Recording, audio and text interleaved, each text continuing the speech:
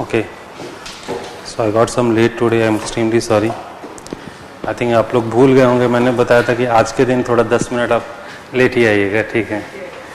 ऐसे लेट ही आए थे आप लोग?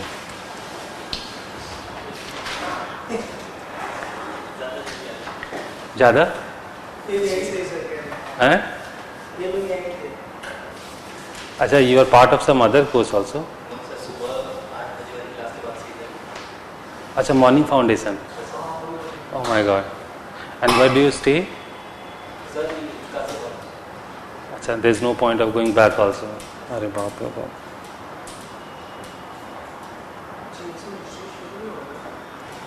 Okay, so as I told you that from today we are going to begin the second topic, right? So basically that is the prehistory and proto-history, right? So as far as this prehistory and proto-history is there, so before I come to that topic, let me briefly discuss about the syllabus of the paper 1 and then we'll move on, right?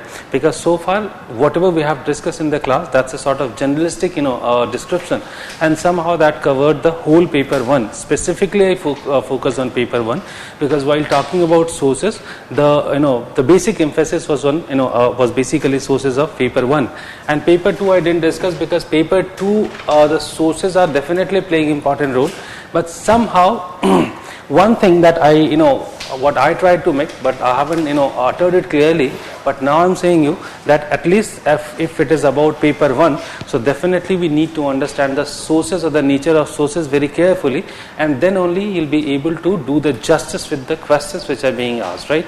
So that is why in paper 1 you have to be very specific for for sources, and that's the point that we have tried to cover the sources extensively, right? But now here onwards we are begin those topics. We are beginning basically we are going to begin those topics in which sources are definitely playing important role, but we have to learn how to use the sources while writing the answers. That's the prime concern of ours, right?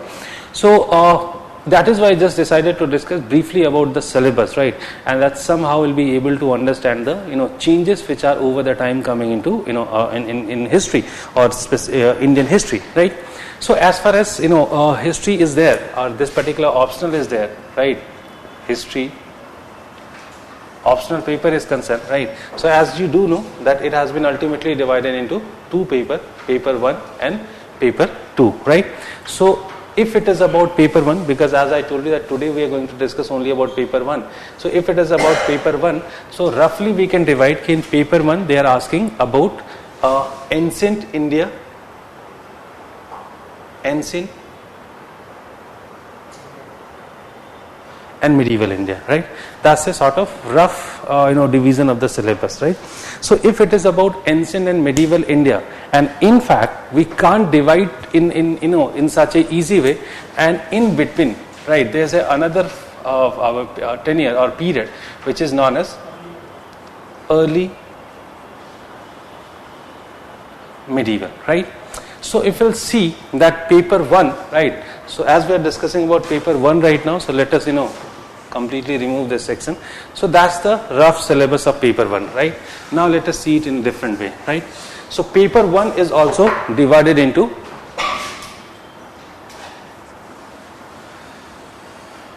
two parts. I hope you must be aware of that, right? There are two parts in paper 1. So first part or section A, right? So in section A basically it is ancient and only ancient India, right? So in paper 1 they are asking the questions from ancient India, right? Now as far as this ancient India is concerned, right? So basically in ancient India the first thing that which is important, that is sources, right? So this topic we have covered. But as far as the sources are concerned, we can understand one thing, as I told you that sources we have covered for the ancient ancient and medieval India, right?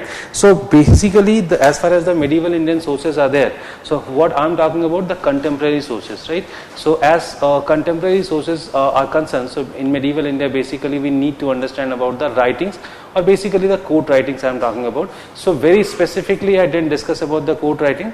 What we have discussed, the secondary writings, right? So we haven't discussed the primary sources. Basically, we did discuss about the secondary sources, and we have discussed about the features, the pros and cons with the medieval literature. But yes, while studying the medieval India, definitely we need to focus briefly on the sources of medieval India as well, right?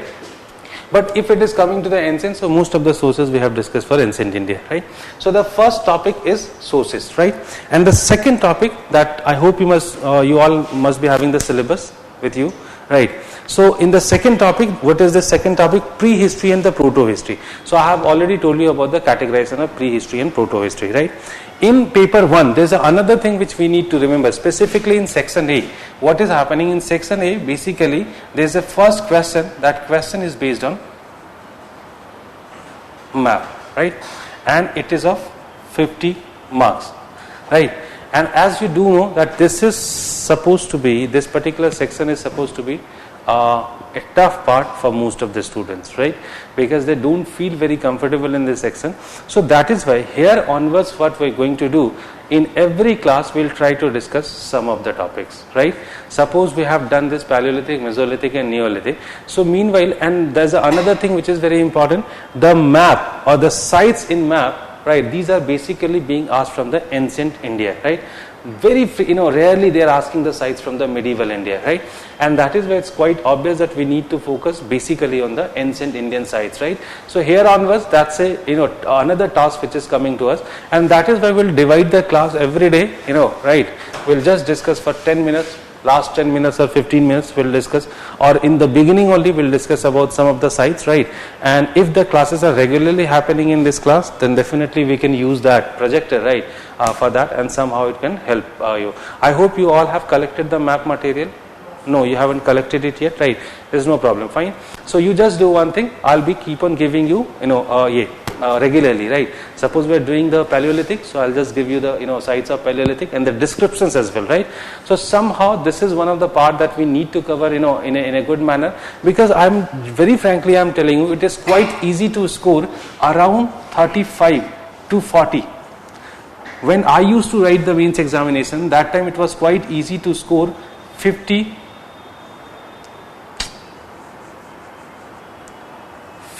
out of 60, right? But that time it was quite easy, because that time what was happening, the name of the site was given, right? And then what they used to ask, basically we had to locate the site on the map, and then we had to write the description. So I hope you can understand it was easier as compared to the present mode. But in fact, what I found, it is not very much tough as normally it has been perceived. Because very frankly, what I have noticed, that ultimately there are around 200 sites which are asked in previous year papers, right? So basically we need to cover those sites only, and somehow if you have any doubt, you can go and cross check it. Mostly the sites which were being asked, these are from these 200 sites. But even though we'll just try to cover around 300 to 350 sites, and definitely, as you can understand, these sites would be more than enough to correct at least 15 to 18 sites, right? Because what I have noticed in last 3-4 years, if somebody has done it, extensively covered at least these 200 sites, so very easily one can score around 35 to 40 in that section, because the way they are marking, that is quite liberal. And mostly if you have written, or if you have identified the site properly, in that case they are giving you complete marks, and for identification of the site, normally you are getting half mark, right? So if you have somehow identified the site, right, so very easily you are getting half mark, and as the rest of the 2 marks are for description, right? So I think description is not a big deal, right? So while doing that, definitely, as I told you, that will be giving at least 15 minutes basically to these descriptions, right?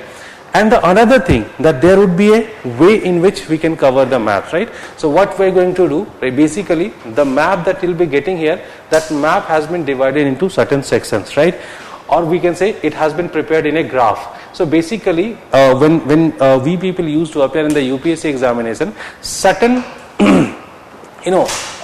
basically certain things have been given in the map, and that is what was quite easy to identify the sites, right? But now they have changed this pattern, and the map that you are getting, right, that map is completely blank. And as the map is completely blank, and initially the rivers were there, then they removed the rivers. Initially the state used to be there, the boundaries of the state used to be there, so they first removed that, then they started putting the rivers. But rivers, as you can understand, it's a very good sort of thing to identify the sites. That further, that has been also removed. But now what they are giving, they are just giving certain latitudes and the longitudes, right? So what I have done actually, in the notes that you are getting, I have just connected the latitudes, right, and I have connected the longitudes, right? Now this way. Now as there is a big gap here, and that is why I have just divided into, I just got the center point, I connected these points as well, right? And seam I have done here. So now it seems like a proper graph, right? And now if you are trying to study the sites in such kind of graph, then definitely it is easier for you to identify the sites, right? The another complication which is normally discussed by the students, that what is happening, that some of the sites are located very closely or in close proximity. You will find basically there are few areas where you are facing these difficulties. Suppose it is about the Neolithic sites in the Karnataka region or Andhra region, so that's a complicated area, right? If it is about the megalithic sites in the southern India, that's a complicated area, right?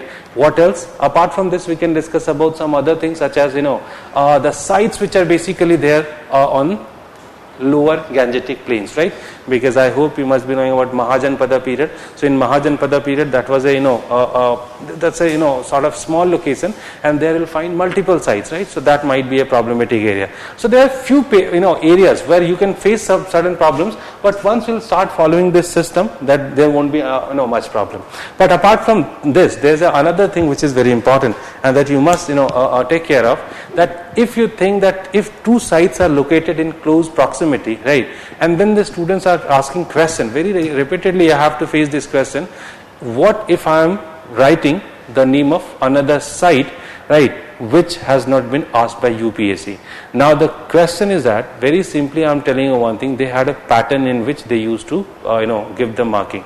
So basically, if there are two sites, the first, if it is located in same district, definitely you can't make out the difference between both the sites, right? If it is located in the nearby district, even though if they are putting the pencil and they find, suppose this is the center and the site that you have written, that site is here, right, and they have asked this site, but even though if you have provided, features are same, right? If both the sites are Neolithic, right, and then instead of writing this, the point is here, you have written the site of inside the name of this site, in that case also you are getting complete marks, right? And that is where there is no need to create any sort of panic for this A. So very simply, if you are writing the you are locating the sites which are of common nature, right, you are getting the marks, right?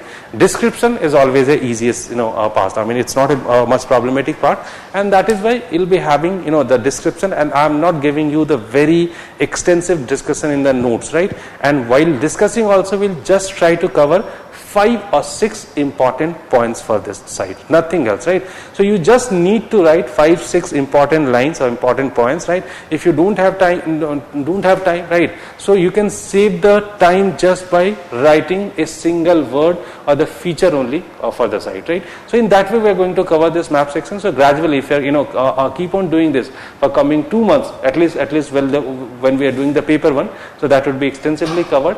And the only thing that you need to do, whenever you are feeling free, whenever you are free, you are not doing anything, right, you just see the sites, and you'll be having the map, that too with the graph, right? So you just try to see it or revise it regularly, nothing else, right? If you'll keep on doing that, you won't face any difficulty in this map section, right? So that question is important, and as I told you, it is not, there's no need of creating much panic, because these days I am receiving numbers of messages, sir, this is one of the problematic area of mine, what should I do, right?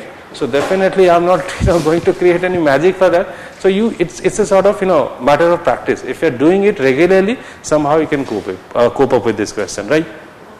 So okay, so this is the first question that we have to face, And then in the ancient you'll find that there were 3 more questions. In every question you'll find 3 parts. So basically there are total 9 questions which are coming, from this particular ancient, right? So now, what are the topics that we need to cover in ancient? The second topic is prehistory and proto-history, right? So we have already discussed about the prehistory and proto-history. So you do understand that basically we need to focus on the Stone Age, right? And apart from Stone Age, we need to cover about the 2 other things, Chalcolithic and Megalithic. Chalcolithic and Megalithic, right? So although it has been given separately also, but even though these are the 5 things basically we need to cover. So these are Paleolithic, Mesolithic, Neolithic, Chalcolithic and Megalithic, right? So these are the 5 things. So basically the topic number 2nd and topic number 4th, right? These are related to the prehistory and proto-history, right? Now the third topic is Indus Valley Civilization, right? So now as far as this Indus Valley Civilization is there, so as I told you initially also, right, that normally while giving the syllabus they have described each and everything. So if you'll see the Indus Valley Civilization, so now the way they have given the syllabus origin, right, that is one topic, right? So there might be some confusion or debate regarding the origin, so we need to cover that, right? So the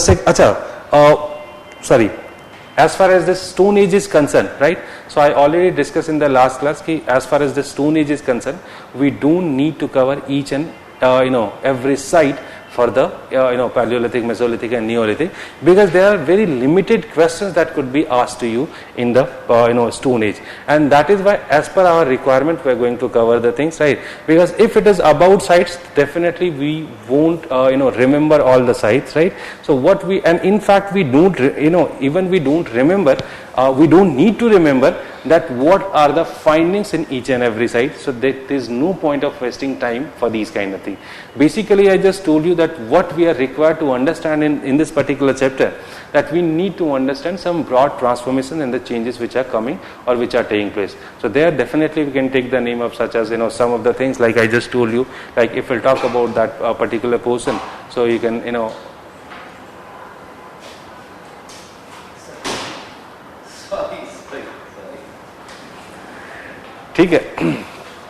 so there we need to understand about basically as far as this Paleolithic Paleolithic and Mesolithic phases are there. So for that basically their life ways, right? So what kind of life they used to live or they used to lead, that's the important thing. And the another important achievement that you do know, it was regarding the painting of this particular phase. So definitely painting. And if you can see the questions, I think in the notes you might have seen that at the end of the every topic there are the questions which are asked in the previous years, and in fact that's the collection of last 20 to 25 years, right? So it's quite easy to get the pattern of the questions, right? And that's the reason that I have included the question. So you'll very easily find that they are not asking very minute sort of things. And recently one thing they have asked, that is regarding the settlement patterns, right? So that also will cover the settlement pattern, and after that I think nothing is left, right? So that's the thing. And once we enter into the Neolithic period, so in the Neolithic period we need to cover some of the things, right? So in the Neolithic, as I told you, that this period is marking the real transformation. So basically we'll try to understand the reasons for the transformation, right? And some interpretation for the transformation. And as you do know, the transformation is basically about cultivation, that now they are becoming the agriculturist community. So of course if they are becoming into they are becoming agriculturist community, there might be few reasons for that, right? So what are the reasons, right? To what way or to what extent we can consider them as revolutionary, right? Their life is and their painting, that's the end of the Neolithic also, right? And then we must move to the next topic, that is Indus Valley Civilization. So as I started discussing about that, as far as this Indus Valley Civilization is concerned, so the topics have been very clearly written here, like origin, date. One more thing, sorry, I'm again interrupting you. So one more thing, the next thing which is there in the prehistory and the proto-history, the topic number 2nd, Neolithic and Chalcolithic, right? So why they have included both the terms together? Have you ever thought on that? Why they have given the term Chalcolithic with Neolithic? Sorry? Beginning of? So what is the point of writing Chalcolithic? Because if it is basically belongs to southern and the eastern part, some of the eastern part. So the Neolithic is particularly based on the Paleolithic sites में ही development था. no, I think you are getting my, getting the point wrongly. Very simply, there is a basic funda because of what we are they have given in the syllabus, like Neolithic and Chalcolithic. Because look, transformations are basically gradual, right? So if you think that the Neolithic the Neolithic societies or the Neolithic people kept on using only the stone, right? That is not correct. Gradually, some changes came to these societies, right? And now, after these changes, they have started using copper. Getting my point? So copper won't be a solid material, right? They could not make the tools of the copper, right? Because as you do understand the nature of phenomena of the copper, you can't make strong tools with the help of copper. So that is why they could not leave the stone completely. So while using copper, they continued with the stone also, and that is why in most of the sites you'll find. Just listen me carefully. I'm saying most of the sites you'll find that initially it was Neolithic. Why? Because they started practicing agriculture, but over the time they included or they started using copper also, and that is why it's very tough to differentiate between Neolithic and Chalcolithic, right? So we can talk about few sites which continued with this stone only. They never used this copper, but such kind of sites are very less in number, and that is why we need to cover this particular part specifically in a way like Neolithic, Chalcolithic, because most of the sites are overlapping. But yes, there is another Chalcolithic phase, and which had nothing to do with Neolithic, and the sites that you are talking about basically that we find in Gujarat, Rajasthan, Maharashtra and Madhya Pradesh, right? So that patch is not, or that particular zone is known for certain Chalcolithic cultures, and I hope you might have heard about the Malwa culture, Daima, Inam Gaon, Prakash, Jorve. These are certain cultures, right? So that we need to cover specifically, and again that we need to cover because now they have started asking. Initially they were not asking much question from this area, but they have started asking some intense questions from that area, like to what extent we can say that they had the potential to convert into a urbanized culture or urbanized society. In that way they have asked the question. So we need to cover their economy, their capability of surplus production, their society, right? What kind of political structure was there? So these kind of things we need to cover separately, right? So that will discuss here only, right? That will discuss after Indus Valley civilization. So we'll just briefly try to cover the Neolithic and Chalcolithic, or the overlapping sites basically here, right, with the Neolithic, and after Indus Valley civilization we'll move to the second Chalcolithic phase, which is supposed to be the post Indus Valley phase, right, and there we'll cover the Chalcolithic separately again, right. And so there will be two different phases or two different periods when we are going to cover this Chalcolithic.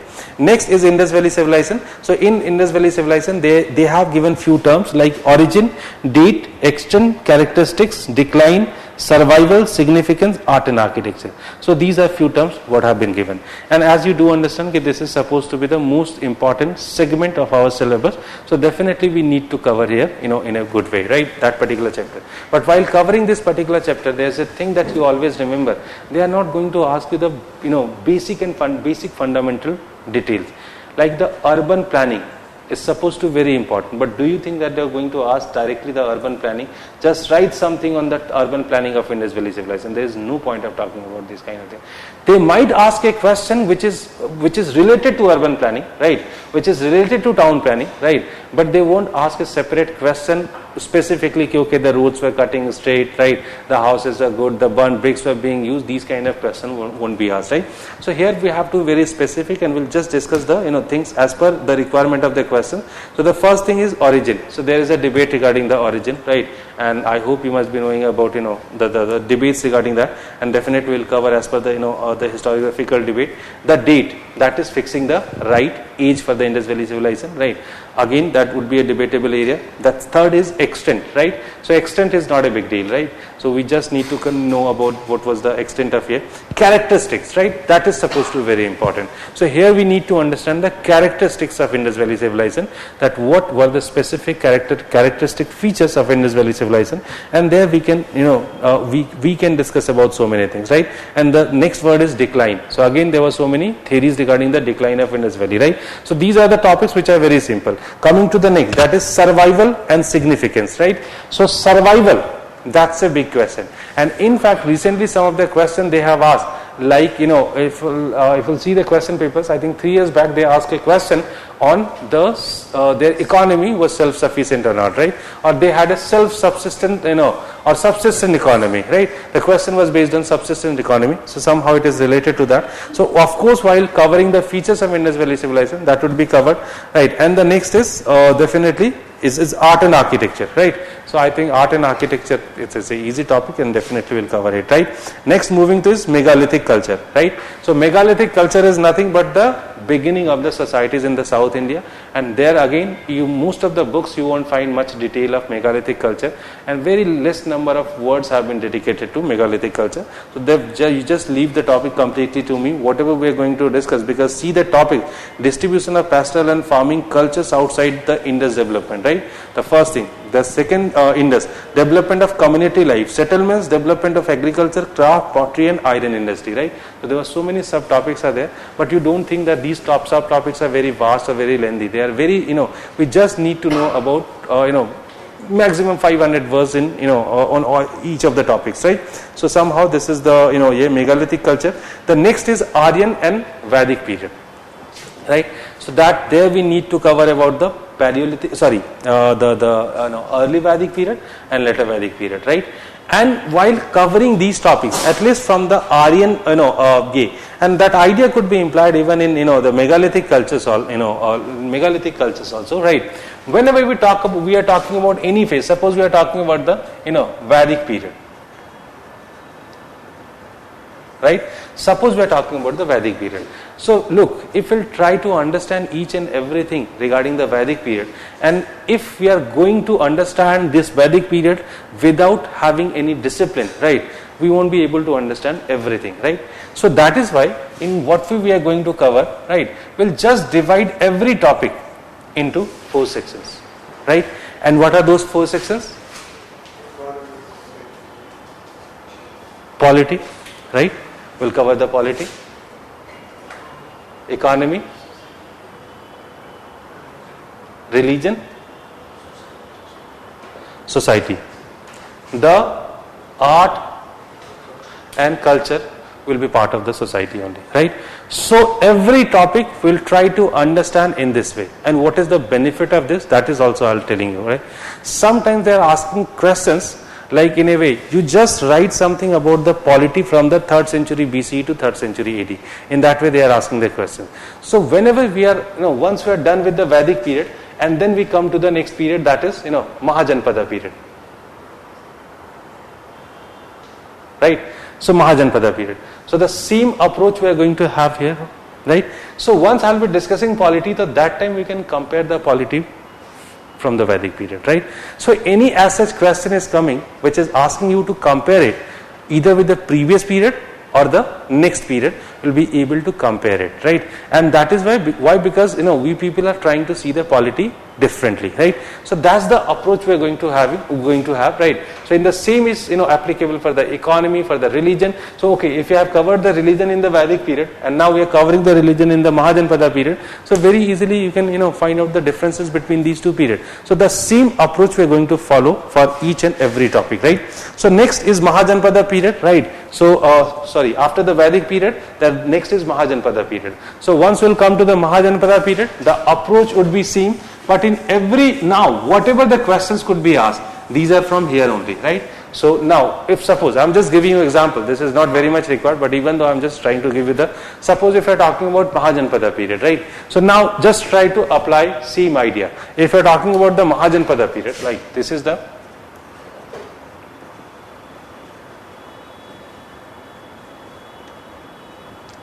Mahajanpada period, right?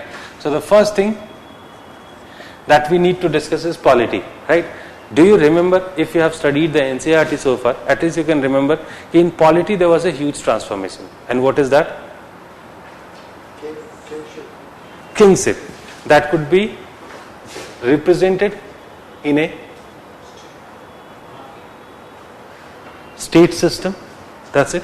So far we didn't have any concept of state system. The terms like Rajan and some other things were definitely there, but state was not there.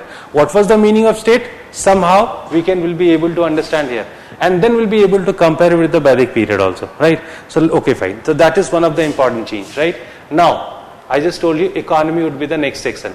So now in economy, definitely Mahajanpada period is marking a greater change in the economy. Why? Because that period is known as second urbanization, right? So if it is about second urbanization, so I hope you remember that while discussing the in the open seminar, I just told you that there's a particular structure for the seminar, for the urbanization, right? We'll just try to inquire as per the structure here that okay, this structure is, to what extent the structure is applicable here, right? So okay, economy, the economic transformation is covered. Then we are coming to religion, right? So as far as religion is there, so you know about the movement which took place during this particular period. So somehow if any movement is there, so we can compare it with the Vedic period. Okay, the Vedic religion was like that and the Mahajanpada religion is like that, right? And finally, the last section, the society. Whenever you talk about society, there are few things which are very important. Very frankly, I am telling you. Whenever you are trying to study the society, the most important section of the society is? Seriously? Social? Society means the first thing, division in society, right? Varna system, caste system, one part is over, right? Then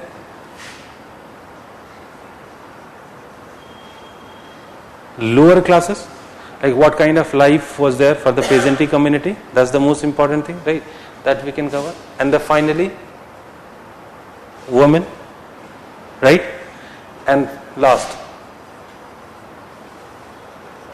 art and culture, right?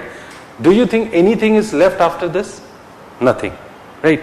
So that structure we are going to apply everywhere, right? Whenever we are talking about any period, any specific period, we'll just try to apply this idea, and ultimately that you'll be able to understand the development of society in a completely structured way, right? So that is the approach we're going to follow everywhere, right? So in that way, now everything is covered. Now I'm not saying that these things are not interlinked. I'm not denying the fact. Definitely this, if you're talking about division, if you're talking about the lower classes, it is related to economy. It is related to political system, right? But somehow if we know about the polity, we know about the economy, we'll be able to apply the ideas of polity and economy here also, right? Okay, this is the political change. In what way it impacted the society? In what way it had the negative impact over women?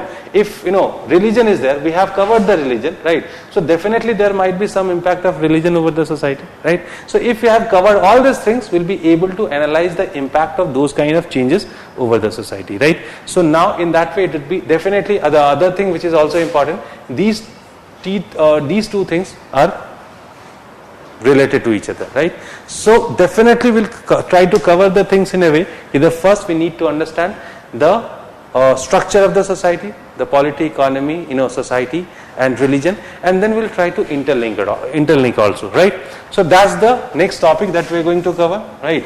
After Mahajanpada, the next is Mauryans, right? Normally it has been considered or it has been assumed that Mauryans were having huge history, right? But for me, the Mauryans is the easiest chapter, right? Why? Because there is a limited number of questions that could be asked from Mauryan. The approach would be same, right? So yes, we can discuss about Mauryan polity. So now, definitely they are not going to ask about Chandragupta Maurya. Are they going to ask? Are they going to ask a question on Bindusar? No. The only ruler is left, that is Ashoka. Right? So definitely we'll try to understand broadly that what kind of development is there in polity, but somehow we won't focus on Chandragupta Maurya and Bindusar. The only ruler we need to focus, that is Ashoka. Now Ashoka, why it is important in polity? Because Ashoka somehow got a different concept of rule. So far everybody claimed that we have the divine powers to rule. Ashoka claimed that no, it is not only divine powers, right? All the subject population are like my children and they must listen their father. Ashok का फंडा बहुत simple है, लोग समझते नहीं. अशोक क्या बोलते हैं कि ये तुम सब मेरे बच्चे हो और बच्चे को वही करना चाहिए जो करते हैं ना. Isn't that right, Church? In India it is happening. he also claimed the same sort of thing, right? So we need to understand his policy, right? And in what way he clubbed the idea with Dhamma, right? That could be seen in his inscriptions, right? So everything that we can include there only. So okay, Asoka's kingship policy, Asoka's Dhamma, and finally Asoka's inscription. So somehow we can understand Asoka in that way. And of course the beginning would be with the sources, right? Okay, these are the sources, and after that Asoka. And what else? The nature of the Mauryan state, right? That it was centralized or not, that's it. And what else? Decline of the Mauryan Empire. That's it. We are done with the Mauryan Empire, right? And finally, in the society, it was nothing much different from the Mahajanpada period, because Mauryans were nothing but the continuation of the Mahajanpadas, and that is where more or less you'll find the continuation of the same society even in that period, because Buddhism was still dominant, right? Jainism was still dominant, so somehow it was nothing but the continuation of the same society, right? So that would be the approach. After Mauryan, the post-Mauryan period, right?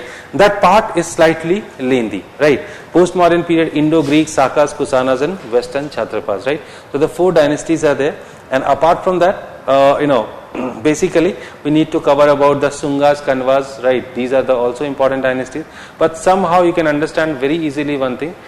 I mean, the questions cannot be asked separately except on Kanishka. If it is about rulers, right, not a single question can be asked apart, except this Kanishka, right? That's the only important ruler. There it could be asked. And then apart from Kanishka, if we'll try to apply the same idea, right, what kind of polity is there? Because yes, certain changes are there in the polity. And the same question was asked last year also. The period between 3rd century AD, 3rd century BC to 2nd century AD was the period of interaction and innovation. That's the question which has been asked, right? So now we need to understand the broad changes which were taking place in society, right? So basically, again, we'll apply the same idea here, and we'll try to understand the society in that in that way. The next is 9th topic. The 9th topic: early state and society in Eastern India. Early state and society in Eastern India, Deccan and South. So basically, it's very simply asking about the Sangam society, right? And that's a single topic, nothing else, because we don't know much about the Sangam society, right? And I hope you haven't seen ever a question specifically on Cholas, Cheras and Pandyas. Have you ever seen a specific question? Because they didn't have any such specific contribution. The only thing which might be important to us, that is Sangam literature or the Sangam society, right? And apart from this, the Indo-Roman trade. That's it. Nothing else is important, right? Next, moving to the Guptas, right? Yes, that period is basically important. And why? Because again for the changes, right? So if we come to the Guptas, so basically yes, we need to understand the polity. But normally you might have seen they are asking very less number of questions on polity of the Gupta period. Yes, they can ask like Gupta administration, one of the things that they have started asking, right? Apart from Gupta administration, they are not going to ask a specific question on any individual ruler, except the only probability is there for Samudragupta, right? Chances are very less even for Samudragupta, but yes, this period is marking so many other things, right? Marking changes in so many other areas, and that might be important. Gupta period is known for the economic change, right? That might be important. When we talk about economic change, so we need to understand the feudalism, the land donations, right? Agrarian relations, right? So these are the things which are very important in economy. The next, society. Right? So when we talk about society, I hope you might have seen they have asked the question, describe the life of a common man during the Gupta period. That's the question they have asked. Now any specific source definitely won't be talking about the life of a common man. So we have to just collect or gather the information from different sources to write about that, right? So okay, these kind of things we need to discuss. It is also known for the caste system. Gupta period is also known for the caste system. Why? Because the caste system is one of the most unique change that could be seen during this Gupta period. So we need to understand the caste system, right? And of course the position of women. This period is also marking a change in the status of women drastically, right?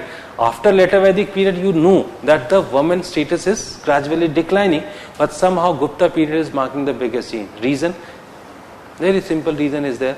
the codification of laws, right? Manusmriti was compiled somewhere during the Gupta period, and now it is not about Manusmriti about it is basically about numbers of other I mean to say Smriti books which were compiled, and somehow the caste system, the status of women, these all are related to these changes, right? What else? Educational institutions, right? So yes, like the universities we need to cover, like Nalanda, Vikramshila. So basically that we need to cover, and that we can cover with the Buddhism only, right? So basically the institutions will cover with Buddhism only, and these are only about the Buddhist universities, right? Okay, apart from this, Guptas had certain other achievements basically in the field of culture, right? And that is why I just told you that normally people emphasize on Mauryans, ignore Guptas, but for me Guptas are more important than the Mauryans, because the probability of the questions are very high. Their achievement in science and technology, their achievement in medical science, their achievement in astronomy, right? Their achievement in Sanskrit literature. So there were so many areas that we need to cover for the Gupta. So that is a bigger chapter, because the transformations are slightly broader, right? Okay, after this Gupta, right? The next is regional states during the Gupta era, right? So basically in this regional eras we are supposed to cover the few things, right? Like Satavahanas might be important, right? So we need to cover the Satavahanas. There are few dynasties, their ruling or their administrative system was slightly unique. We need to understand that. Definitely not for everyone, right? So yes, Chola might be important, right? The Palas might be important, right? Certain foreign travelers are coming, that might be important. So here first we will try to learn about the broad changes, right, which are taking place. Like we will just try to understand the feudalism, what exactly the feudalism is. So whenever it comes to early medieval India, right, so we just try to understand what exactly was early medieval, right, and then the broader changes, right. Feudalism is a change, economic system is changing, right, there is a decline or not, right, that might be a debate, right. Okay, apart from that, number of changes in society and architecture as well, right. So we'll just try to understand the broader themes and certain specific examples, like Satavahanas might be an example, right. Cholas might be an example, right. So we'll just take some of the examples, and definitely the questions are being asked from this sections only, and that's the end of the section 1, right, or section A, right. So I hope you are getting my point in what way we are going to cover the complete ancient India. So basically that approach that will divide the society into 4 categories, right, and in those 4 categories we'll just try to cover everything, and then we'll try to link the things with other, right. So in that way we are going to cover, and then the early medieval is beginning, and with the early medieval we'll start discussing something else, right.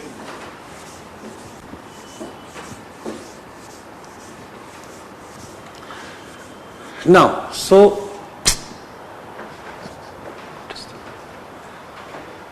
हमेशा मेरे पीछे क्यों पड़ते हैं?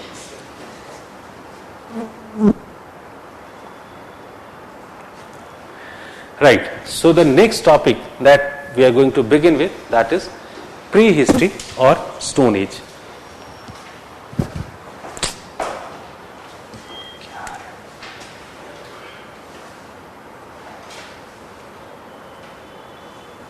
Stone Age.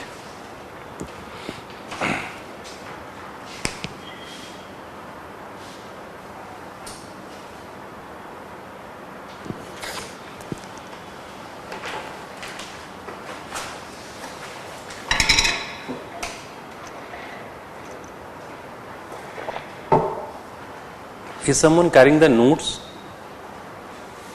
Can you please give it to me once? Thank you.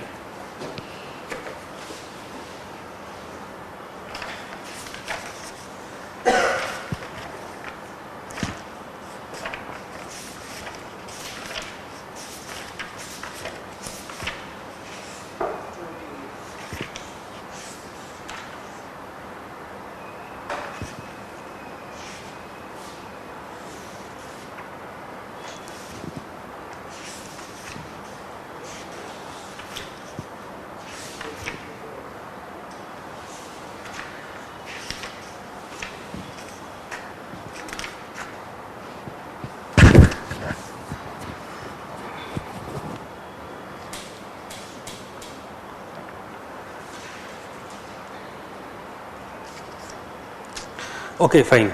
So, as far as this Stone Age is concerned, right?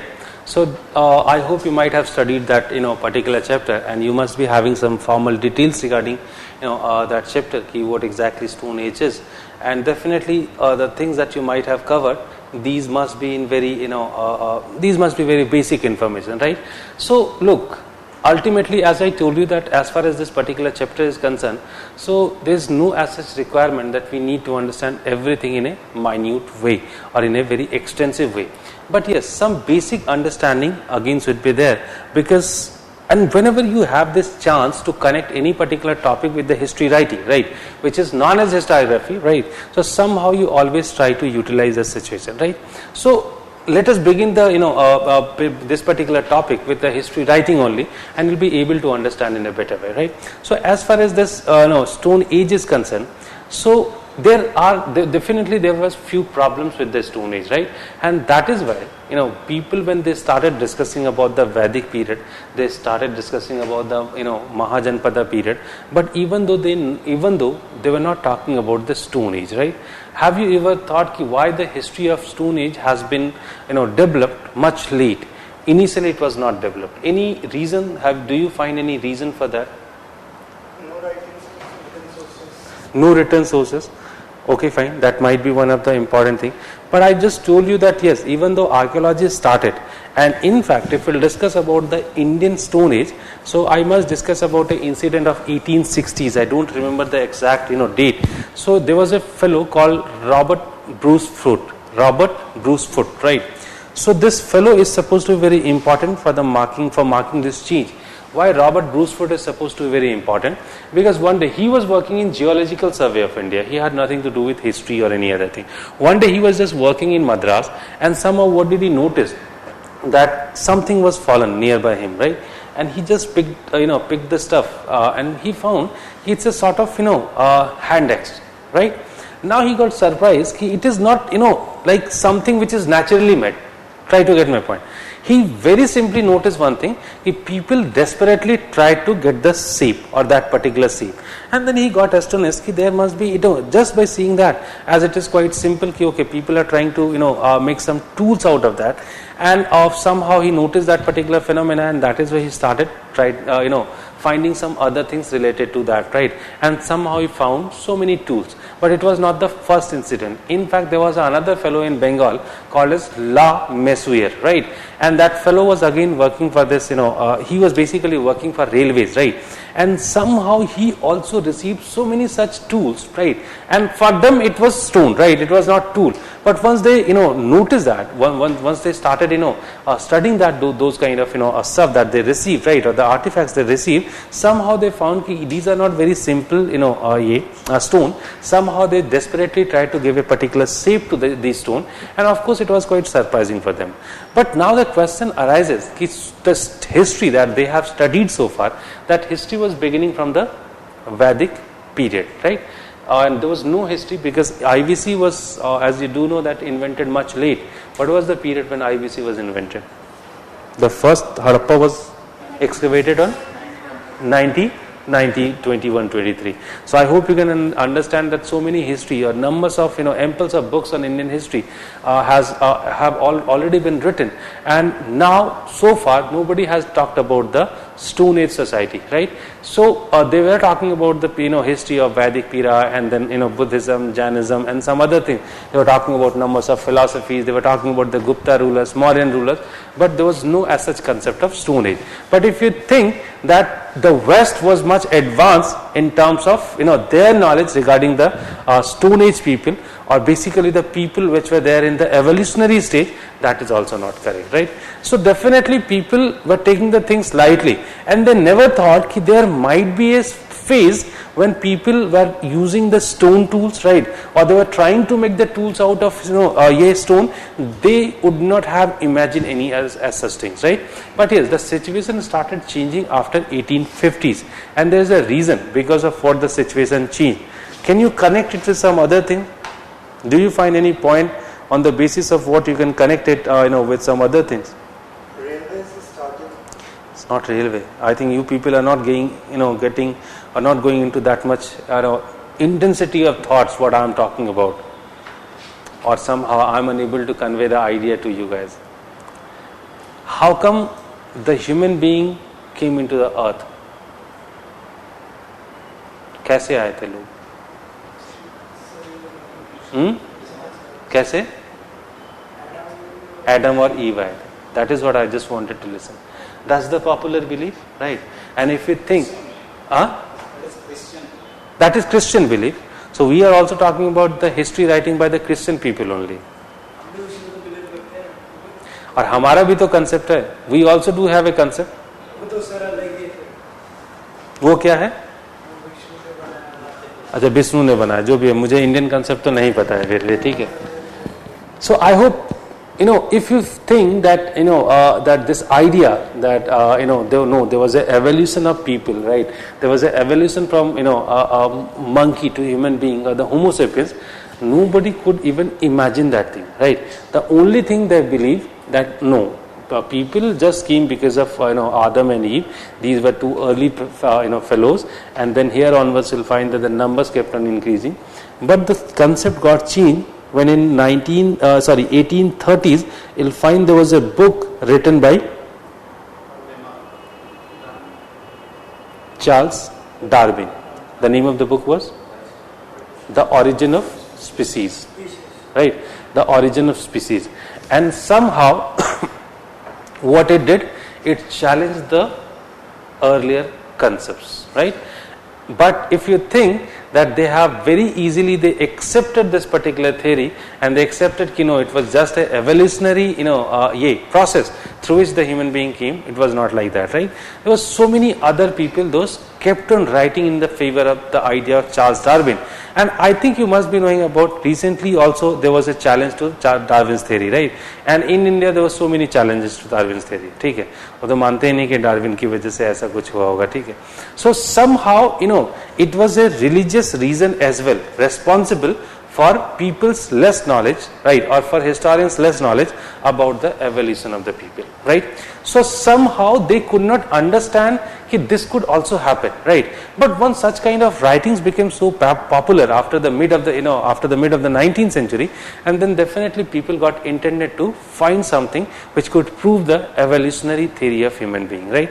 And then that process started in West, and somehow simultaneously in India also some of the people started working in this, right? So as I told you that we already had some of the proofs from the 1860s onwards, but nobody was ready to believe in that. People must be in that state or that status or that stage where they were making the tools of tools out of stone. They were not believing it. But then when they have received so many such evidences, then they finally collected all those evidences, right? Went to England, and finally they proved there was a stage or there was a phase when people were basically in that evolutionary stage, right? And in that evolutionary stage was a long story of that evolution, and somehow gradually the India's prehistory came into existence. Before that nobody was talking about the Indian prehistory, right? So now once it come to the Indian prehistory, right, so let me discuss some basic features of the prehistory, and then I'll just discuss about some other things.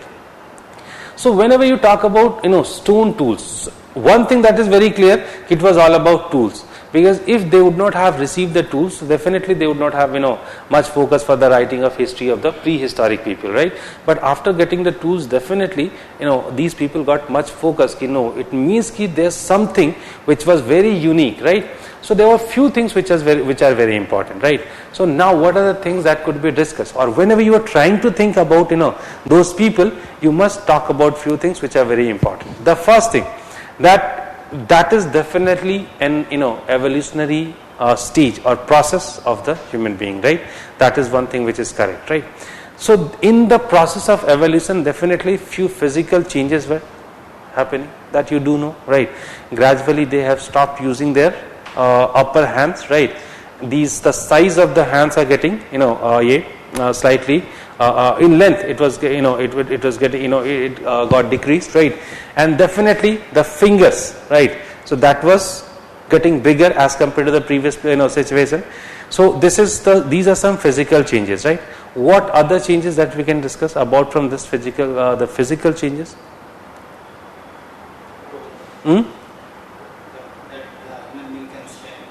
Can stand, okay, fine. So definitely there's a sort of evolution, and yes, there were some other changes were also taking place. If you compare the human being, basically the backbone of the so basically the backbone of the human body is like that, right? In a S shape, right? That is also changing. We can talk about the tails, that is also getting disappeared, right? So yes, so many changes are happening, right? So the fingers are changing, but there's a most important change, that is yes, mind, or we can say intelligence, right? That's supposed to be the most important change. And how can you decide that this mind was also changing simultaneously? There were few changes which were taking place in their mind. Sorry? These are the things which are taking much late. Once you have started talking about Homo sapiens, then only they have started inventing fire and some other thing. But before that, how can you decide no, they have started applying their brain also, and that's the thing which is marking the change or marking the difference between the animals and the human body. कभी सोचा ऐसे? Sorry?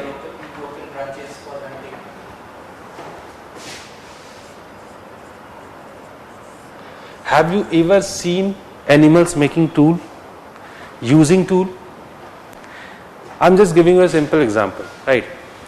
Suppose there is a tree and the people somehow cannot reach or cannot climb to the tree, on the tree, right? In that case, if they had to get the fruits from the tree, what will they do? Or else?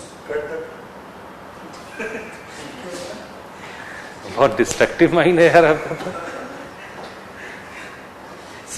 मतलब आपके हिसाब से जब बगीचे में आम होता है तो यही दो तरीका होता है तोड़ने का, या तो पत्थर मारेंगे.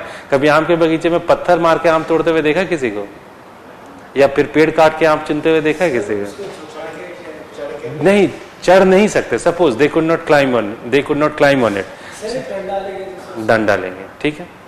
That is the simple way to get the fruits from the tree. Isn't that true? Okay, fine.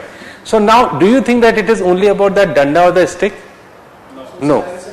No, it is not about. ठीक है, लगाएंगे वो दूसरी चीज है. But do you think that it is just using a stick or danda? No. It is using three things. It is a sort of technology, right? And it is not only about a technology. Now that fellow has started using that stick. That is a tool for him, right? And there is a combination between three things: eyes, mind, right, and the hand movement. Getting my point or not, right?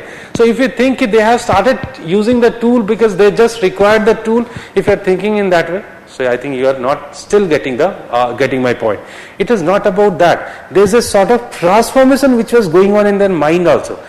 Definitely their learning process or the way they were learning, that might be slow, right? But somehow they have started using the tool, right? And it is not about using the tool, it is about using the mind, or it is about using the brain, right? So that is why if we find, and if it is about using the brain, it means it very simply it meant that now they are not like animals, they have changed completely, right?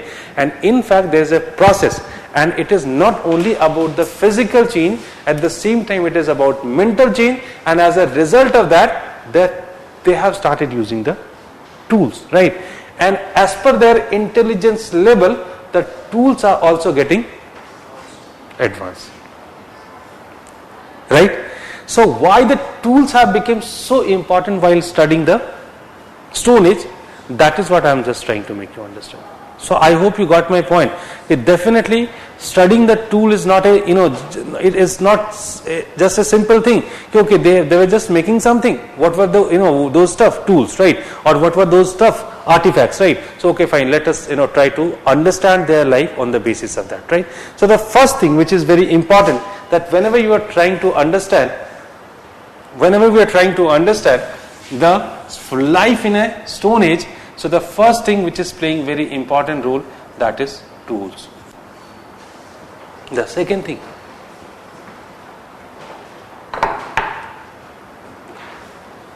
whenever you talk about a term called as culture, right? So whenever we are using this term culture, so you always imagine, we always imagine we are just talking about civilized kind of persons, right? So we never thought of the cultures, right, which must be there with these people also, right? Because the way they are changing themselves, right? So if you think these changes were only about the tools, that is also not correct. Because if it would have been about tools, so definitely we would have received only the tools, but unfortunately we haven't received only the tools. Apart from this, simultaneously we people have started receiving so many other things, right?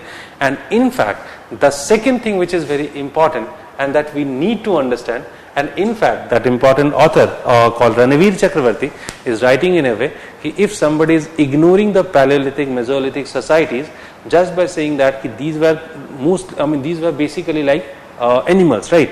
And the animals did not have any sort of culture, that idea cannot be accepted. They also had a sort of culture, and that's the reason, because of what happened. These people have started expressing themselves, right? And that is also quite unique. When that particular stage is there, when somehow they are just making the tools, right, and they did not know how to speak, and somehow it might be also one of the compulsion, because of what they had to go for a culture, right? Because as speech was not there, dialect was not there, and that is why expression might be a big deal for them, or tough for them. And that's the reason what is happening, they started inventing the culture, and that is reflected in many things, right? And if you think, because you have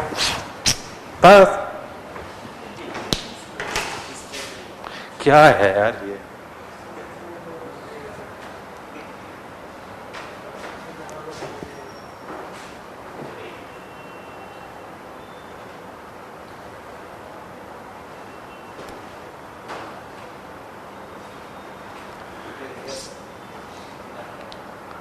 कहाँ है?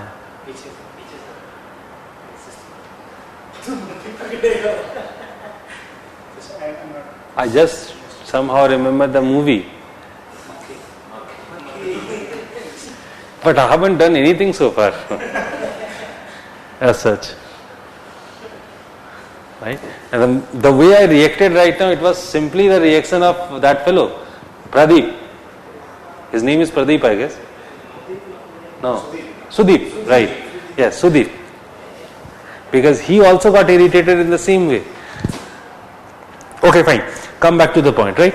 So I was just talking about the culture, right? क्या है?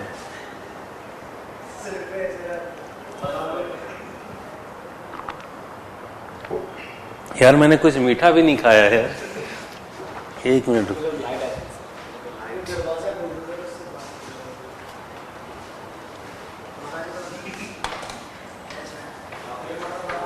राम है क्या? राम कुछ कर रहे हो क्या? लिख लिए टेस्ट, मिल गया ना? क्वेश्चन हिंदी में मिला था ना?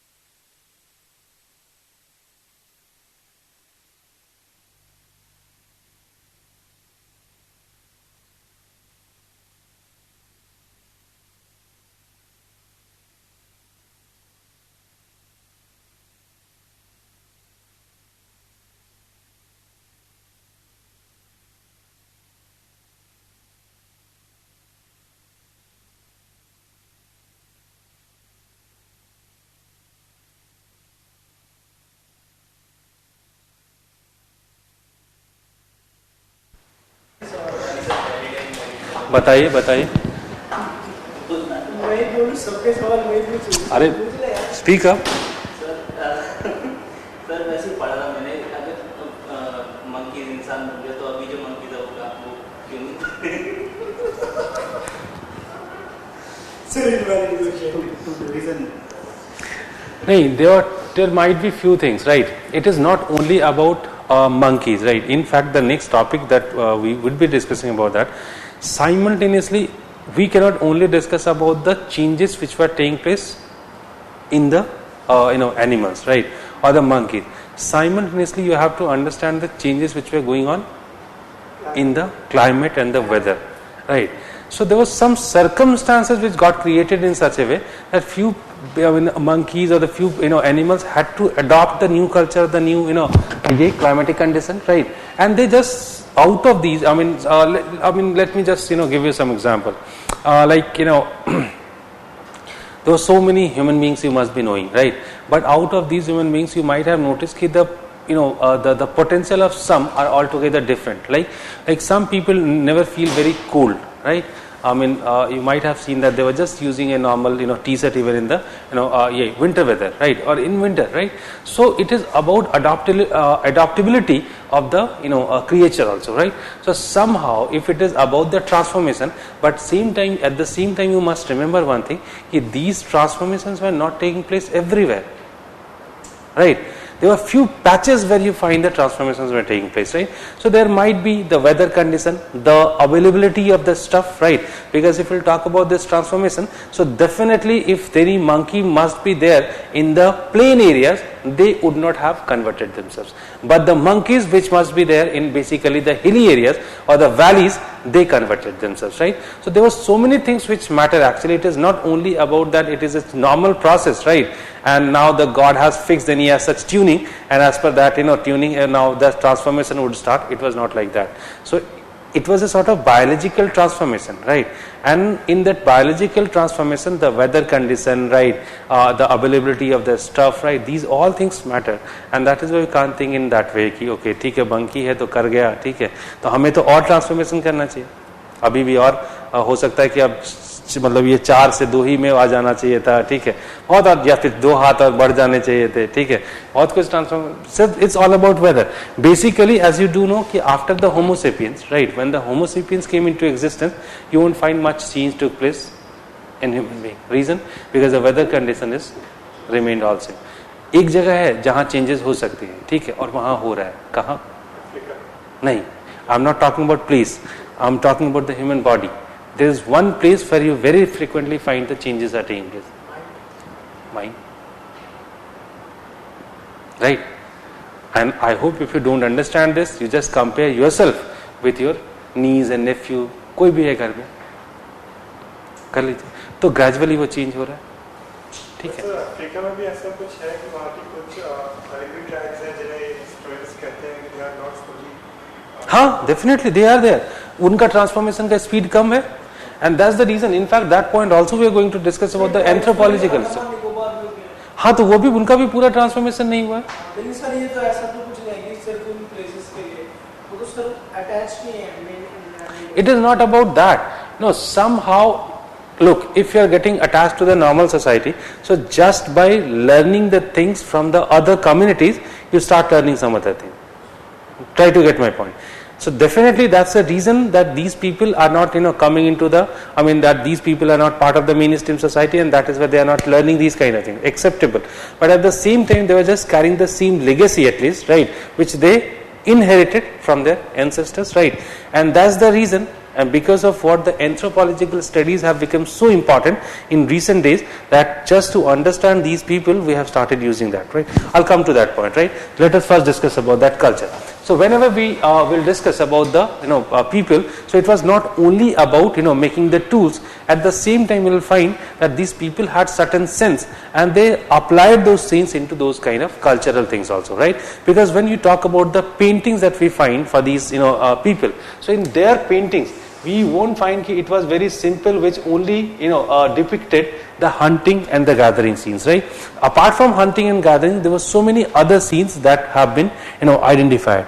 And apart from that, I don't know, sometimes even historians are unable to answer the question, because sometimes you'll find that these people did not know how to speak, right? Even though, how come they developed a sort of, religious sentiments or the, philosophical sentiments? Because, even though they did not know how to speak, they have started using the burials. Right? They have started using the burials. In some of the places, basically in Madhya Pradesh, we have received some, some archaeological evidences, and which are proving that, suppose there is a place called Hosangabad. Do you know that? Hosangabad in MP. And in Hosangabad, we have received some caves. We got certain caves, right? And in those caves, you'll find that in those caves, there were few platforms of the stones these were made, right? And in these platforms, you'll find 7 holes.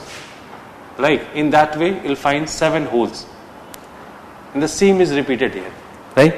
Now the question arises here, what these people must be doing of these holes, right? So they are saying that they must be making some sound of, from the platforms, right? Just by hitting it by some other thing, and as they continued hitting it for many centuries and all, and that is where we'll find those holes have been created, and it has been assumed that they might be making some sound, and the sound must be having certain religious significance, and that is where they were making, right? Because in some other place we have found a such platform, and in that platform we find a sign like this. And then we found something which was in a very dismantled condition, and then when we connected that stuff, we find that the same structure is there, and in fact this particular structure must be kept here, and there might be some religious significance. Look, these things are not very useful. Why actually I am telling you about this? Because somehow they had a culture, right? And nobody can ignore their culture, because their culture included so many things, even though they were in an evolutionary phase. Because the things that I am discussing right now, basically these were for Paleolithic and Mesolithic, right? So in the period of Paleolithic and Mesolithic, they did not change completely, even though these kind of concepts were there, right? So somehow you can understand one thing, that yes, these people would have completely transformed, and that's very important, right?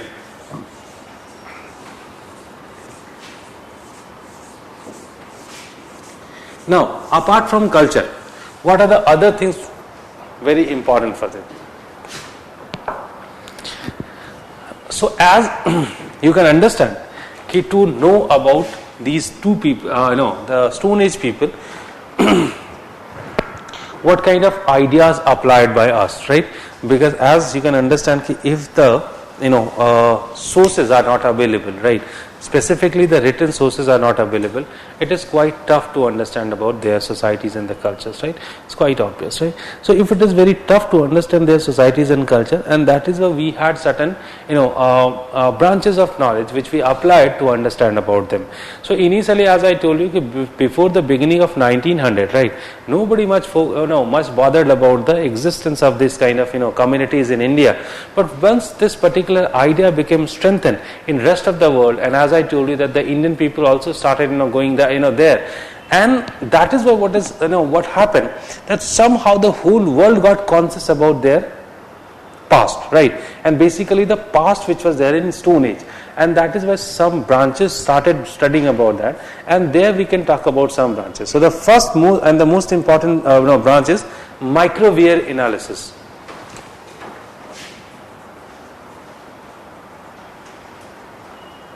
Microwear analysis.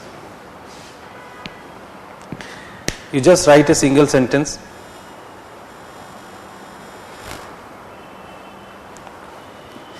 This method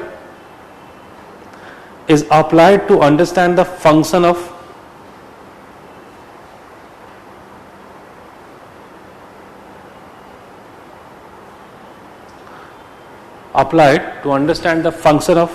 tools.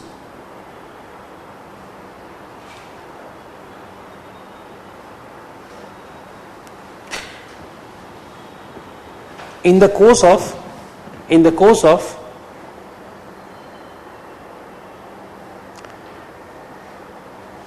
the frequent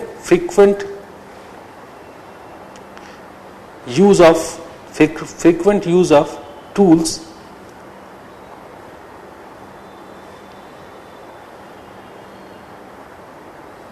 comma, as a tool comes into, comma, as a tool comes into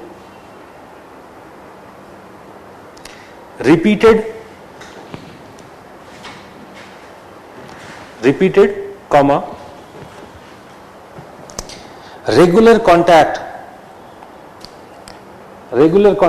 with certain kinds of materials,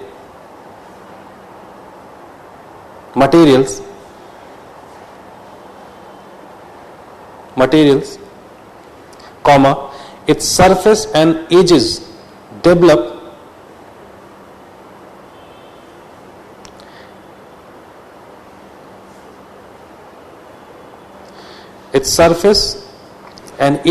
develop wear marks, WEAR, wear marks, and a polish or gloss. Wear marks and a polish or gloss. WEAR.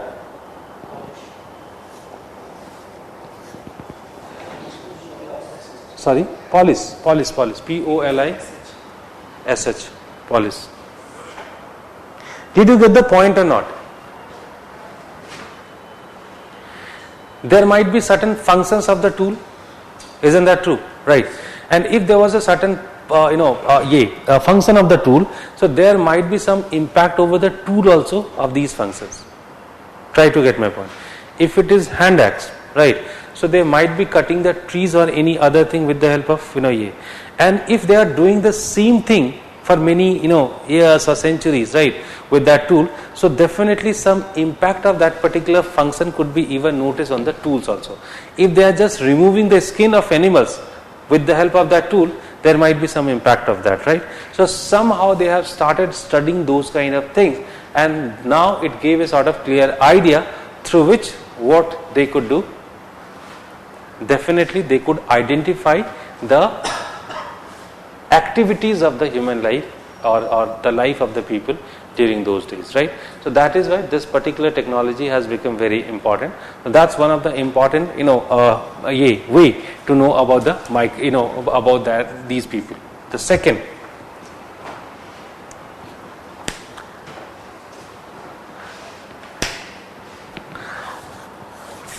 if it is about tools, there were some other conclusions were also made simultaneously. Normally there is a perception ki where at what particular place they used to live, these are the places where they used to make the tools also. But later on, this kind of assumption got failed or got rejected, because they'll find ki as far as the tools are concerned, so they were so advanced ki they had certain factory sites as well, right? And sometimes we find that the areas where they used to live, they did not used to make the tools there, right? And as they were not trying to make the tools there, so they had such certain specific place, but they were making the tools. So these are known as the factory sites, and of course it shows the advancement of these people, right? The next important way to know about the Stone Age people is about the dating system. The dating system. So their carbon dating might be there, right? Or some other dating system also could be there. Dating, DATING, dating system, right? I think that you do know. Carbon dating, you must be knowing about that. What exactly is carbon dating?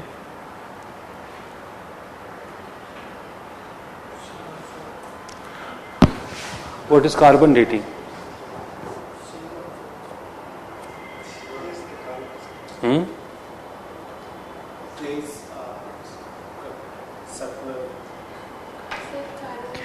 Tell me, what is carbon dating? How old they are, right? So basically it's about C14 and C12, right? Normally what happens, the body used to take both the things C14 and C12. After the death, what happened, they used to release the C12, right? And now after certain period of time, look, we can compare it with C12, and just by comparing it we can fix the age of that particular age. Definitely it is about the lively thing, right? Those who are alive. So this is the carbon dating system. So that has also been used for knowing them, right? Okay, fine. So that is the dating system. What else?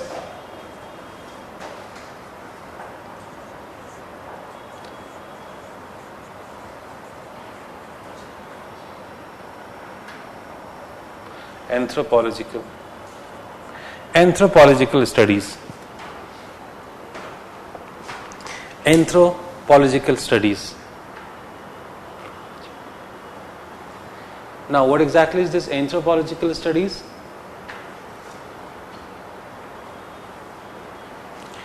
What is this anthropological studies? Study of evolution of human beings. No. Societal norms. Sorry? Study of human behavior, right? So basically, how come these anthropological studies are helping us? Have you seen the movie God Must Be Crazy? How many of you have seen the movie? बाकी लोगों ने देखी नहीं है movie. कैसे आदमी है यार आप लोग. आज ही घर जाके देखना है YouTube में, ठीक है. There were so many parts of the film, right? But somehow you just watch the first three. These are very important. और पहला दो भी देख सकते हैं, first and second. I like them most, right? So why actually I'm suggesting you to watch the movie? Because if you'll see that movie, God Must Be Crazy. In that particular film, basically it's about the interaction of a community which is completely untouched of the the developments, the modern developments with the modern developed societies, right? So there were two different sections, right? One tribal community from Africa, right? And there's another fellow who are coming, those who are coming from America, right? To study about this, I mean, basically they wanted to study about forest and some other things, right? So that is why they are here. So it's basically about their interaction, right? So it's a very interesting movie, right? And in fact, if you'll talk about any, interesting movie or the funniest movie that I have ever seen in my life, that is God Must Be Crazy, right? Because no movie can compare with that movie, and you'll be very surprised that the person who is who has done the role of that fellow who is from that tribal community of Africa, he was actually from a tribal community of Africa, right? He did not know anything about this Western civilizations and the development, right? He has just done acting on those 2-3 movies. How did they I mean, how, in what way they were successful in managing the stuff, I don't know that, but somehow. But no, why actually I am giving the example of such kind of communities? Very simply, because still there were so many societies in this world, they were completely untouched from the developments of the the present era or the present day, and that is why we can say that they were still carrying the same legacy, or they inherited the same systems, right, which they got from their ancestors, right? And that's the reason that whenever we need to understand about such kind of cultures, you very simply go to or watch such the behavior of such kind of people, and this is giving us a very good insight to understand their life ways, the way they used to lead the things, the way they used to communicate among each other. So anthropological study is the best way to understand about these people, right? And one thing that must be discussed before the anthropological studies, right, that is definitely the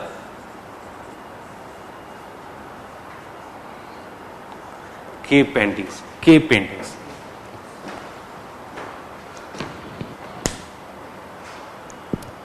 paintings, right? So if it is about cave paintings, right, so I hope you must be knowing about that. Yes, in India we have received, even in India we have received so many sites where these people they have painted, and in fact it was quite unique because nobody could have imagined these people were also making the painting, and it was so unique that they identified, or they somehow located such kind of sites. And in fact there was an archaeologist called as V.S. Kakankar, I guess, right? And one day he was traveling from Bhopal to Itarsi, right? And he somehow noticed that there's something which is very unique, very specific, and there was a series of caves actually in Bhimbetka. And he got so astonished seeing that, and finally what he did actually, he got down from the train, and he finally invented or discovered the great site called as Bhimbetka. And then these sites, or these painting sites, or these caves where they have painted, these are actually unique, right? And whenever you are getting the time, you just must watch that. You'll find that mostly as they were, it is very much possible as they were not using the language or the dialect, and that is where they just tried to express everything through the painting. So I hope you can understand that these cave paintings are definitely helping us a lot to understand their cultures and their societies. And that is why, whenever you're talking about the Stone Age people, right, so these are the things that you must talk about, right. And in fact, whenever any such question is coming, and as I told you that you are always supposed to begin the answer with the sources. So you must begin your discussion with this. But anthropological studies should be there at number 4 and cave paintings at third. Because so far anthropological studies were not very popular, but now gradually these things are getting popular in popular in India, right? And somehow we can say now people have started using these kind of anthropological studies, and that is why we can say okay, fine, we can now we have started using this anthropological studies, and that is why we can use this, right? So whenever you are writing any answers, you begin your answer with this normal description. You're not supposed to give complete description or anything else, right?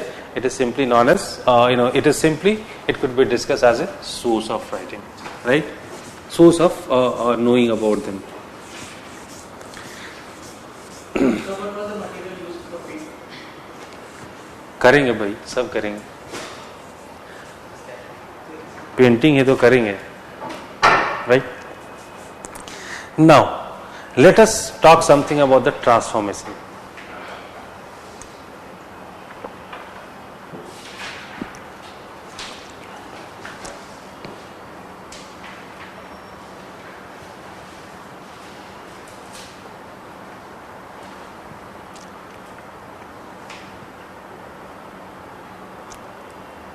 Okay. So as far as this transformation is concerned, so I hope you all have studied geography, little bit of geography. So do you think that the world was like this only, even much earlier? No. Then what was the change that could be noticed? Was it like the same, like these continents were there, Asia, and then Panthesia, Paleolithic, and about the Epoch, Paleocene, and Precambrian period. Yes. okay. So what was happening? The America, the South America specifically, Africa, Australia, India, these used to be a single territory, right? And gradually there is a shift that could be noticed. That shift is very gradual, and I think in a year it is around I don't remember the exact speed of moving, but somehow they are moving, right? And ultimately this process is still on, right? And so initially India was part of India was part of that particular territory. Gradually it started moving towards north, and finally it hit the Tibetan plateau, right? Once it hit the Tibetan plateau, and just because of that, the Himalaya came into existence, right? And why it is happening? Because there are some plates below the earth that you do know, I guess, and these are very continuously moving, and these are the reasons for the earthquakes, right? So you might have studied these kind of things. So somehow these kind of changes are very frequently happening in the world. Apart from this, okay, fine, these changes are there, and because of what? Some geographical features came up, right? Now, if we'll talk about India, so what kind of geographical features could be seen? As this particular plate is hitting to this plate, right? Because of that, Himalaya, came into existence. After the existence of Himalaya, definitely many rivers came into existence, right? Because now as this particular part was elevated, so definitely few rivers started coming down. So there was so many changes which are taking place. But simultaneously there was another change which is very important, right? And that change is about the melting of the ice. I hope you might have seen the movies like Ice Age. So the whole world was covered of ice, but this situation could not last for longer period. And in fact what happened?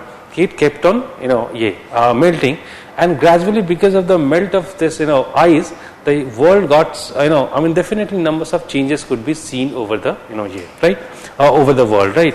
So somehow as all kind of all such kind of geographical changes are happening, and because of what, the development of the earth, as you do know the existence of earth came somewhere around 4 crores year ago, right. So here onwards basically what the people have done, basically the geologists have done, they have divided into many stages, right. So we need to understand first the stages and then we'll move further, right. Let's have a break of 5 minutes and then we'll continue.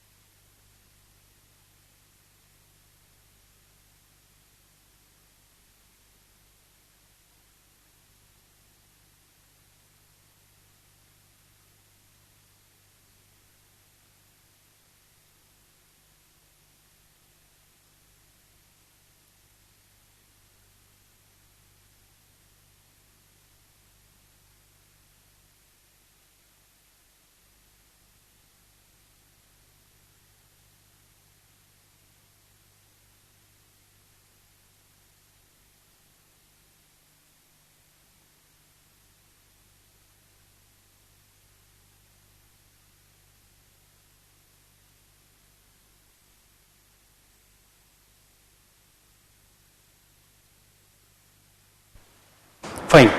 So as I told you that once all these kind of changes were happening, when they have started receiving numbers of fossils and the tools and some other thing, and simultaneously what is happening, the writings of those people such as Charles Lyell, or we can discuss about Darwin and some other people. So finally the geologists have started basically they have started revisiting the evolution of the people, and finally what happened, they started understanding these kind of changes on the basis of the climatic change which was taking over the period, right? And finally what happened, these people have started dividing the development of the the development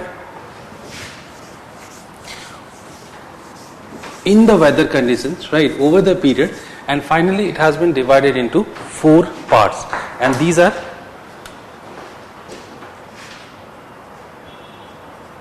primary, secondary,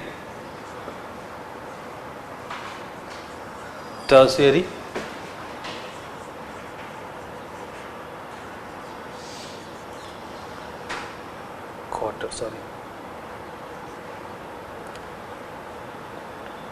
quaternary, right?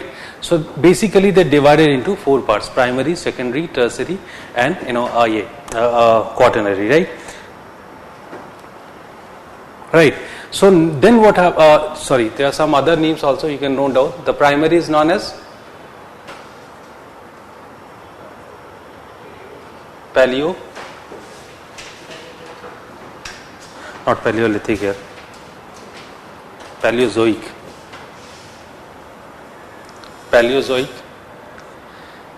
Then the second is known as Mesozoic.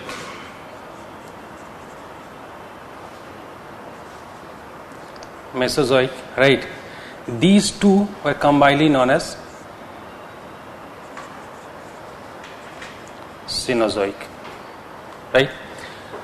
So basically the development of the earth, or basically as per the weather condition, change in the weather condition, as per the geology, the change in the geography, right?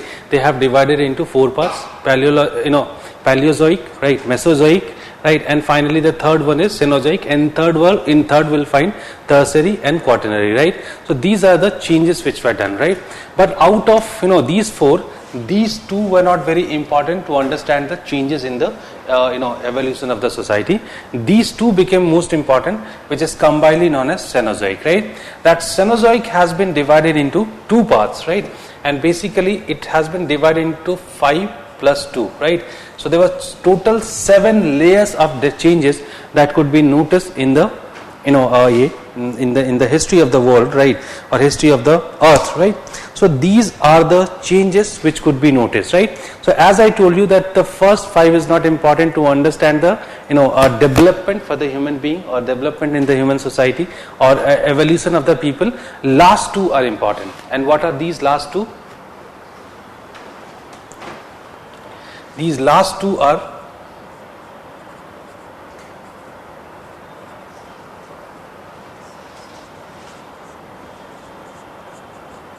Pleistocene and the Holocene.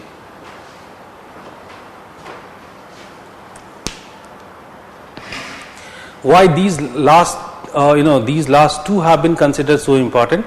Because the real evolution of the society, or not society, human being, could be seen in last 2 phases, right?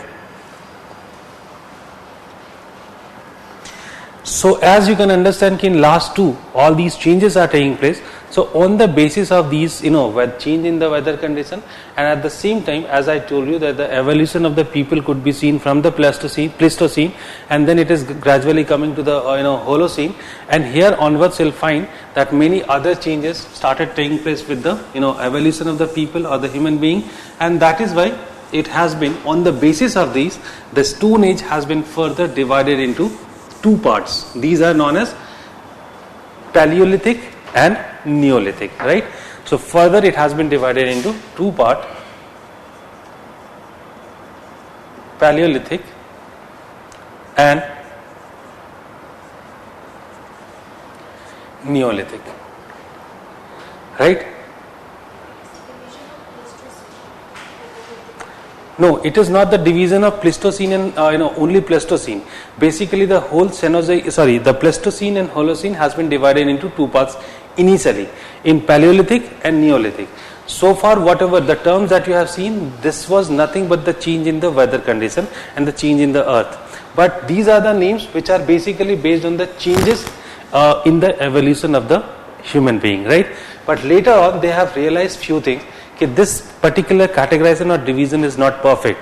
Why? Because there were few changes that could be noticed between Paleolithic and Neolithic, and that is why they had to get another category that is known as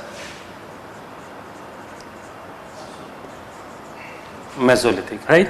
And mind you, this Mesolithic is a very new development. Very recently people have started using this term Mesolithic. But over the period what happened, somehow they noticed one thing, that this particular categorization itself is not sufficient to define the changes which were taking place over the period, and that is why they divided it further. Like Paleolithic has been divided into three parts, and these are Lower Paleolithic, Middle Paleolithic and Upper Paleolithic, right? So somehow there are 5 divisions that could be seen in the complete Pleistocene and the Holocene period, and finally we can say it has been divided into 5 parts, right? Lower, Middle and Upper Paleolithic, and finally Mesolithic and Neolithic, right? Now, so okay, we can say that now it could be divided into many parts, right?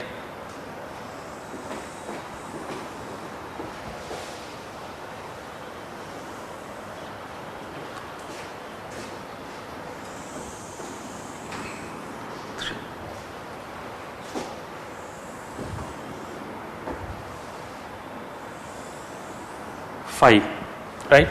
So the first is Lower Paleolithic,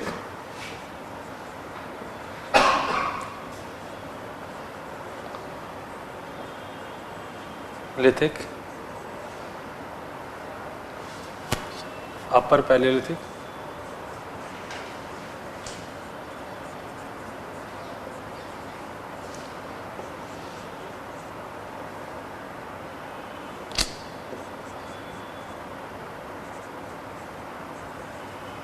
Mesolithic and Neolithic, right? So these are the 5 divisions which are made, right? And of course, if they are doing these, they are doing these kind of categorization, it must be based on certain change in the weather condition. And what is the change in the weather condition, right? So it could be said that this is basically the lower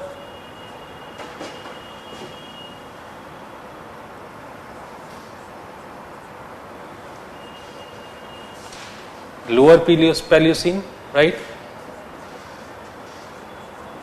Middle and Upper Pleistocene. Upper Pleistocene, right? And last 2 Holocene. Last 2 developments took place during the Holocene period.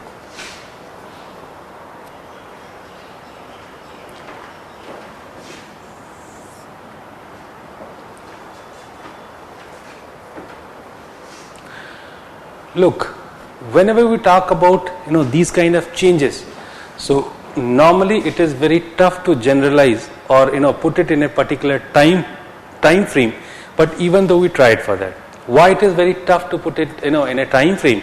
because ultimately different areas or different zones of the world have experienced the same sort of changes in different period. Try to get my point, right? So that is why, but our main concern is India, and that is why we'll just took the time frame which was followed in India, right? So in that case you'll find that was the period for this was 2 lakh 2 lakh to 1 lakh, right? That is 1 lakh to 40,000, 40,000 to 10,000, 10,000 to, roughly we can count, it's very tough to divide, but roughly we can say to 7,000, and finally 7,000 to 3,000. So that's a sort of categorization of Indian Stone Age, right? Now the another question arises here, okay, it is only about the change in the weather condition? No, there were some other changes that also could be noticed, and because of that we have divided into so many other phases, right? So what is the next change that we can discuss? It is about tools, right? So in the lower Paleolithic, what kind of tools have been used by them?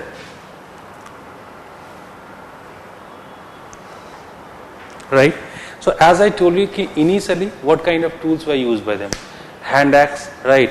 Or cleaver. So these are the tools which were used by them, and these could be categorized as pebble and core tools. Pebble and core tools. Now I hope you are not getting the meaning of this pebble and core tools, right? Let me tell you very clearly what exactly these are. So basically, if we'll talk about the pebble and the core tools, so basically suppose this is the stone, right, and I have to make it a tool, right? So what I'll do, right, or suppose this is not the right example, phone pehle gir chuka hai, theek hai, chhod do. So suppose this is the stone, right? Suppose this is the quartzite stone, right? And the first thing, from where we are getting this quartzite tool, that might be also important, because normally it is not available very frequently. So what was the process through which they were getting the tools? So normally they used to get the fire or break the fire in the hilly areas, right? They were just putting some stuff, right? And without putting the stuff, they could also make the fire. Why? Or they could also get the fire. It was quite easy because already it was full of forest, right? So they just get the fire, or they just make the fire on it on the rocks, right? And definitely after the fire, the rocks are getting warmer, and once it is warm, that time only they used to throw some water on the rocks. What would be the result? It will break down, right? The rocks will start breaking, and just after that they'll get certain pieces of the rocks, right? And then what they are doing, but somehow this rock cannot be used as a tool, right? And that is why they are just taking another rock, and they started hitting it, right? And just by as they are hitting on it, right? So somehow if they are hitting on this corner, so somehow these corners are getting off from here, and finally they are getting a sharpened weapon from this side. So this is known as core tool, right? And the things which are getting separated from this particular core, these are known as flakes, right? So in the lower Paleolithic period, how come they were getting the tools? They were using this, right? They were using the core tools, right? So normally that was the significance of their tools, and somehow that also became the reasons for the categorization, right? So that is the and in that way, as I told you, that normally they were making the hand axe. That was the most important, and apart from that, cleavers and the chopping tools, right? So because they needed to cut something, and that is why they're getting the chopping tools. And as I told you that they were cutting, just by cutting the stone, they were giving a sort of edge to the tool, and somehow it could be used as a stuff on the through which they could chop something, and that is why it is known as chopping tool. So you just write down there only hand axe, cleavers and chopping tools in the first category.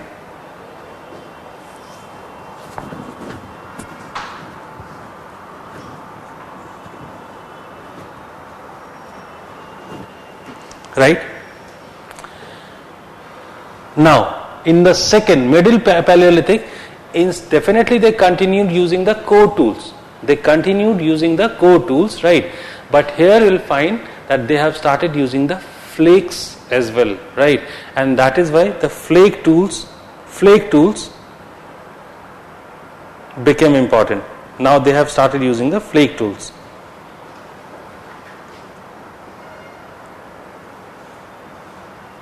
Got the point?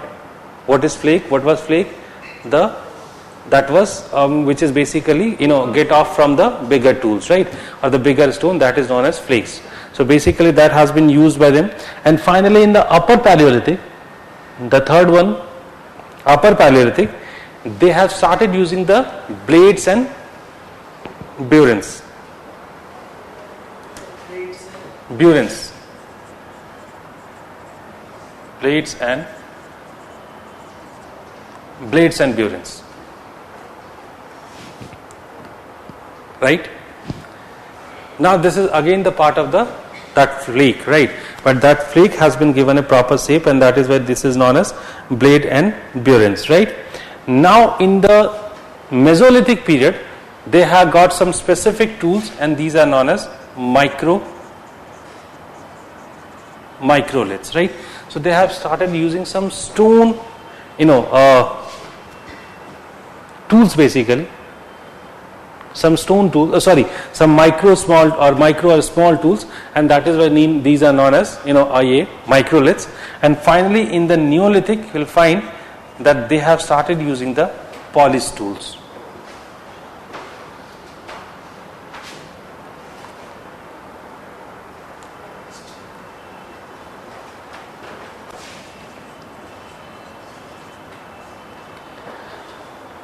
So is it all about the changes which are coming over the time? No, there are few more changes which could be noticed from Paleolithic, from the lower Paleolithic to the Neolithic, right? So in the lower Paleolithic you'll find that what was the mode of survival?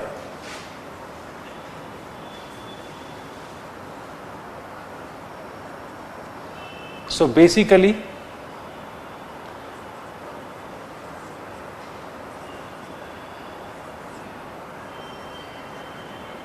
hunting and gathering, right? Same continued here in middle Paleolithic and upper Paleolithic. From the Mesolithic this got changed, and in the Mesolithic you'll find that continued hunting and gathering, right? Apart from that, fishing became one of the important profession, and apart with this, pastoralism. And finally in the Neolithic, agriculture.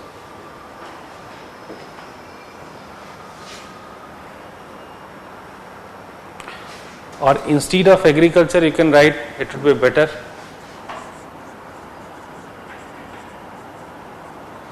domestication of animals and food grains. Animals and food grains. Sorry? Bilkul. Yes. What do you understand by the domestication of the food grains? Do you think that these people have invented the wheat, barley, rice? No. These were already available in nature, right? But these were basically, the Neolithic people, or these Paleolithic and the Mesolithic people had the wild varieties of these food grains, right? But somehow these were domesticated, and there's a process under which these were domesticated. That we'll discuss in the Neolithic, right? But somehow we can discuss कि yes, these are definitely domesticated, and we'll discuss the process of domestication, and then we'll learn कि what were the compulsions because of what they domesticated the food grains, right? So, and the domestication of animals somehow started here, but the purpose was different. Normally they used to consume the meat, right? But the purpose got changed here as they started using the dairy products also, right? So that's the transformation that could be used. So roughly we can say that this is the the Stone Age in India, right? And now in tomorrow's class we'll see the life of the people, right? Certain sites or the centers of their settlements, right? So these are the things that we'll discuss in tomorrow's class. Map. I'll just get you the map and then we'll start. Maybe after 2-3 classes I'll just start discussing. So let us first finish the Paleolithic. Roughly just fix it in your mind. Okay, these are the patches where the Paleolithic sites are there. These are the sites where the Mesolithic sites could be seen. In that way, let us fix it in your mind and then we'll start discussing it. Right. So tomorrow we'll begin, and tomorrow we'll try to cover definitely the Paleolithic and Mesolithic I'll finish. Neolithic won't be completed, but yes, we'll discuss some of the areas of Neolithic also. Any doubt, questions are there, you can ask to me. Anything that you cannot understand. Slightly technical class today. In history it seems that we were trying to understand something of geology related to or something else. Yes? Overlapping hai. Neolithic or? That's a sort of gradual progress. Right. So yes, there are few sites. I just told you now. After Indus Valley civilization, we find certain sites which were Chalcolithic. हाँ है.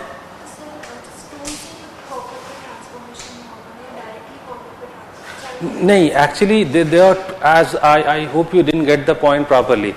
I just told you कि look, we are just talking about a gradual transformation. What might be the next transformation? IVC people were using bronze.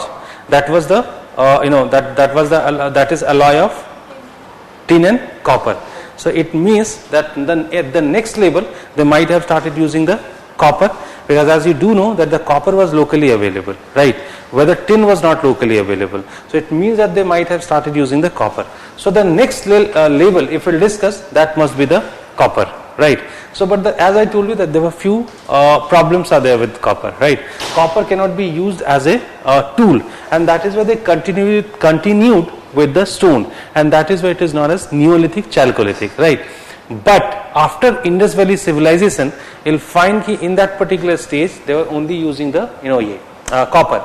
But it doesn't mean that if they are using the copper, it means that they are not using the stone, because with the help of copper, definitely they would not be able to sustain, right? So even in the Chalcolithic period, the Chalcolithic which is coming after Indus Valley civilization, they were using the stone, but that is not in this continuity. Try to get my point. That could be seen from 1400 BCE, right, to 300 BCE, right? So that phase is coming after Indus Valley civilization, and due to some reason, as they were not getting access to iron and the tin, and that is where they were forced to rely on copper, right? So they might be possible that they are making some utensil of the copper, but definitely they could not make the tool, right? And this categorization, at least one thing that you can get very clearly, that this categorization was based on certain things. So definitely here we talked about the change in the weather condition. That is the rough time framing. That is the use of tools.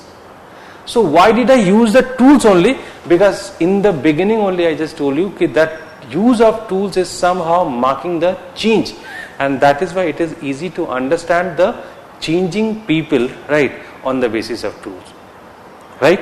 So that is why it is becoming important basis to understand the society, right? So they might be using some other things, but we have taken the help of tools. Why? Because somehow it could make our understanding very clear regarding their use of tool and their accessibility also. Got it? See you then tomorrow.